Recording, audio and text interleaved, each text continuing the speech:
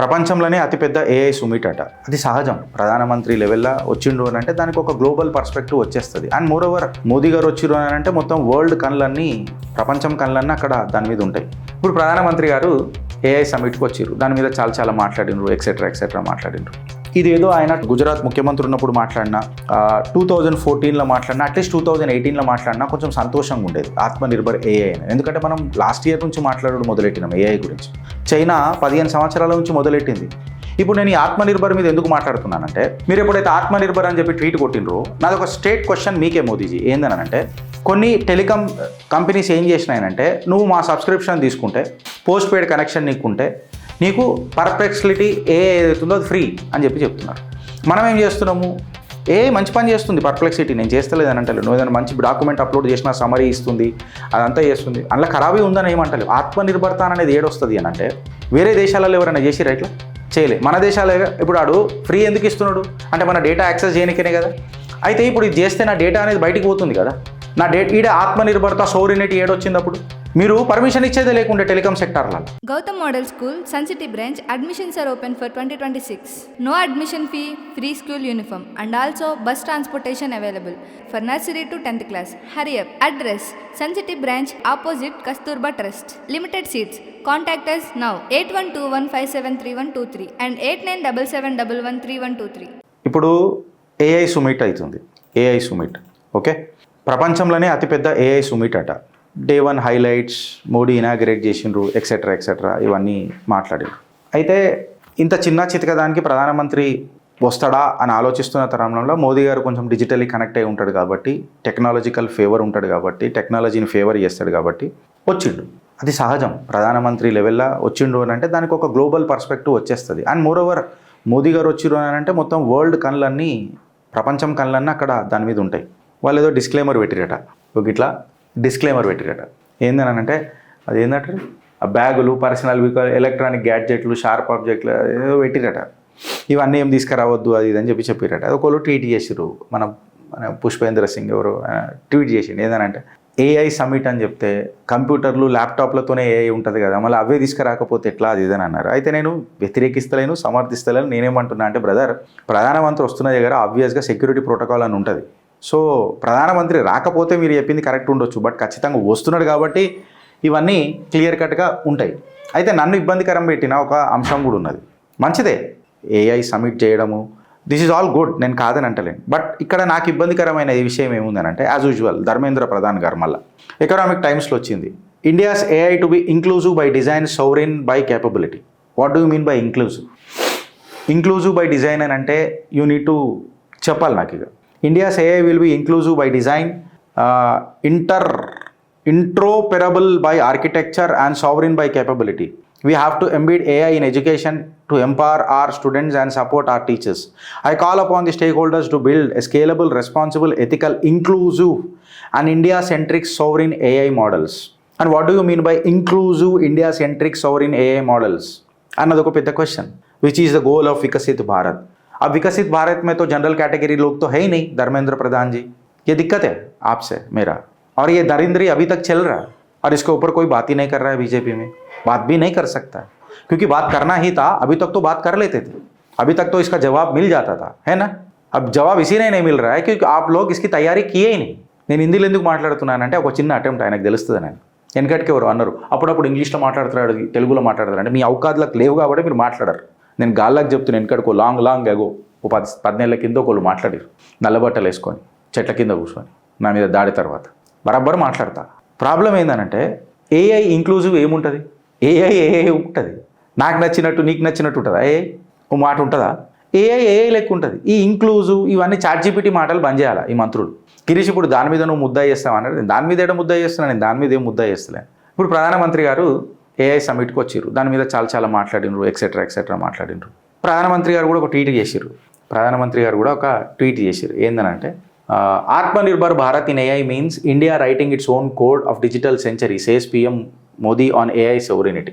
No the fact of the matter ఏందనంటే, Atmanirbhar AI అని ఎప్పుడైతే మోదీ గారు మాట్లాడుతారు కదా, ఇదేదో ఆయన గుజరాత్ ముఖ్యమంత్రి ఉన్నప్పుడు మాట్లాడినా, 2014లో మాట్లాడినా, అట్లీస్ట్ 2018లో మాట్లాడినా కొంచెం సంతోషంగా ఉండేది ఆత్మనిర్భర్ ఏఐ అని. ఎందుకంటే మనం లాస్ట్ ఇయర్ నుంచి మాట్లాడడం మొదలెట్టినాం ఏఐ గురించి.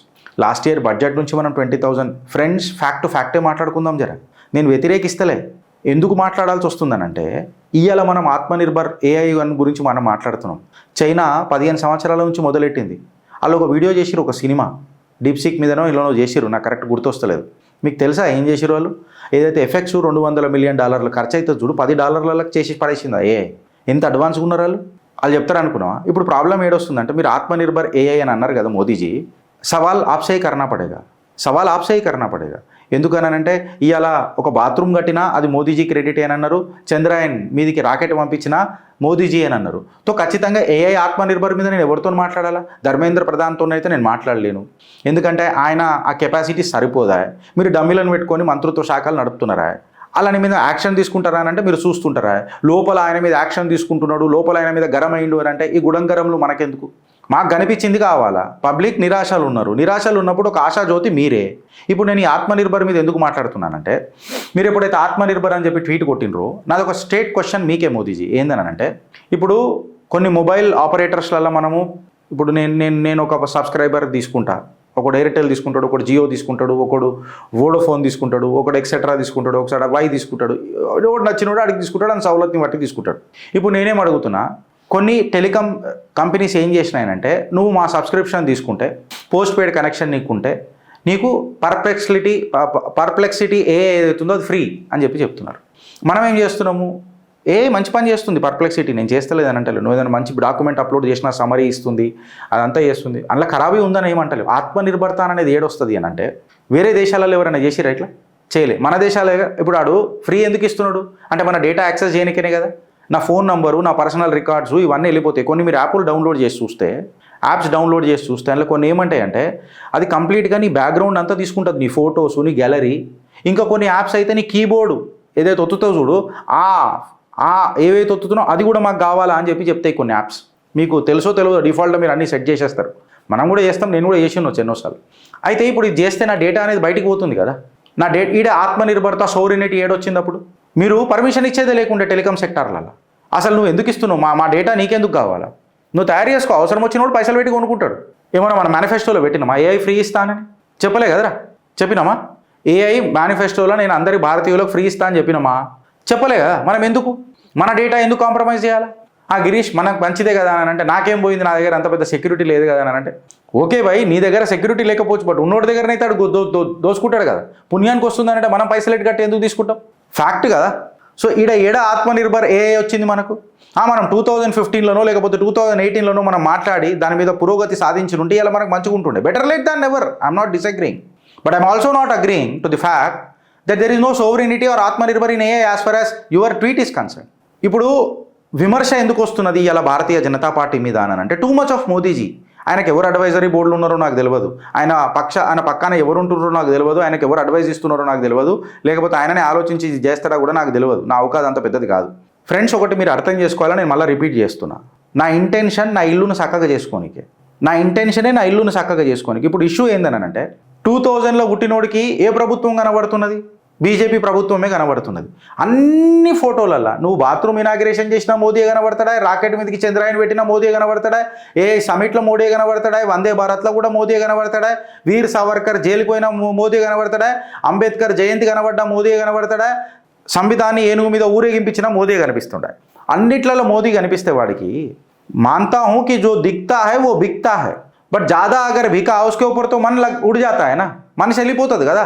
ఒక world status leader should restrict himself, ఎక్కడ ఇన్వాల్వ్ కావాలి ఎక్కడ కావద్దు అనేది మనం నేర్చుకోవాలి. ఎందుకనంటే నా బాధ ఏంది తెలుసా ఫ్రెండ్స్, ఏఎన్ఐలో అయినా మాట్లాడిండు రీసెంట్గా, పీటీఐలో అయినా ఏదో మాట్లాడిండు రీసెంట్గా, అది ఎవరు మాట్లాడతలేరు, అసలు బయటికి కూడా వస్తలేదు. యూజీసీ ఎప్పుడైతే ఈ పంచాయతీ జరుగుతున్నదో అప్పటి నుంచి పెద్ద పంచాయతీ అయిపోయింది. 12 సంవత్సరాలు ఈజ్ నాట్ ఎ జోక్. 240కి ఆగిపోయినాం. ఎంత డేంజర్లు ఉంటుండో ఒకసారి అర్థం చేసుకోండి. నడుస్తుండే నా ఈ ఛానల్ అసొంటివి ఒక మాట అడుగుతున్నా, చట్టాలు ఉన్నాక కూడా మన రేవంత్ రెడ్డి గారు హేట్ స్పీచ్ మీద కొత్త చట్టం తెస్తానన్నాడు. మీకు గుర్తుందా? మనం ఎన్నోసార్లు మాట్లాడుకున్నాం. కర్ణాటకలో ఆల్రెడీ తీసుకొచ్చిరు కూడా కొన్ని ఇట్లాంటివి. చట్టాలు ఉన్నాక కూడా నా బాధ అది. ఓ నారో ఎస్కేప్ మనకు అది ఓ జట్కా. ఫైన్, నేను కాదని అంటలేను. కొన్ని మన డెలివరీ ఇట్లనే చేయాలని నేను కాదని అంటే బట్ టూ మచ్ కూడా దొరకడం అనేది తప్పు కదా. తప్పని కూడా అంటలేను, టూ మచ్ అంటే ప్రాబ్లం అవుతుంది కదా, మళ్ళీ దాని మీద ఏం మాట్లాడతాం అని చెప్పి నేను చెప్తున్నా. అయితే ఈ పుష్పేంద్ర సింగ్ పంచాయతీ ఏమున్నదనంటే ఇప్పుడు దీని దారికి వస్తా, నవ్వు వస్తుంది. అయితే వాళ్ళు ఏదో తయారు చేసిరట, వాళ్ళు ఏదో కొంతమంది ఎవరో పూరలు వచ్చిరట, వాళ్ళు ఏదో కొత్త ఏఐ తయారు చేసిరట. ఏఐ తయారు చేసినాక మోదీ గారు వస్తున్నారు, అది వస్తున్నారు, ఇది వస్తున్నారు, మనకు కూడా ఏదైనా అవకాశం ఉంటే చూపించే ప్రయత్నం చేద్దాం, అగర టైం ఉంటే ఎక్సెట్రా వాళ్ళ ఆశలు వాళ్ళకు ఉంటాయి కదా. ఇప్పుడు మనం కూడా మోదీ గారిని కలిసినప్పుడు మే ఏ హూ ఓ హూ అని చెప్పి ఖచ్చితంగా మాట్లాడాలని మనకు కూడా అనిపిస్తుంది కదా. సో ఆ రకంగా ఉంటారంట. మోదీ గారు వచ్చినప్పుడు సెక్యూరిటీ ప్రోటోకాల్ టైట్ ఉంటుంది, అలా డౌట్ లేదు. అలా ఎవరో కొన్కిస్కా కొట్టం మంత్రి కాదు ఆయన, దేశ ప్రధాని, నా నరేంద్రుడు. సెక్యూరిటీ ప్రోటోకాల్స్ వచ్చినప్పుడు ఇష్యూ అవుతుంది. అయితే ఇలా సామాన్లు పెట్టి బయటికి పోయారట, సామాన్లు అన్నీ పోయినాయట. ఇట్లా ఉన్నా చూడు అని చెప్పి వాళ్ళు మాట్లాడుతున్నారు. ఓకే, ఒక్కొక్క ఘటన ఒక్కొక్క సంఘటన నేను కాదని అంటలే. ఇంకొక హైలైట్ విషయం ఏంటంటే మన గల్గోటియాస్ యూనివర్సిటీ అని చెప్పి వాళ్ళు ఏదో కుక్కని పెట్టిరాడ, ఒక కుక్కని, రోబోట్ కుక్కని తీసుకొని వచ్చారు. ఏఐ అని. ఈ రోబోట్ కుక్క ఎన్ని రోజుల నుంచి చూస్తలేమరా మనం? దగ్గర నేనే 5-6 సంవత్సరాల నుంచి చూస్తున్నా.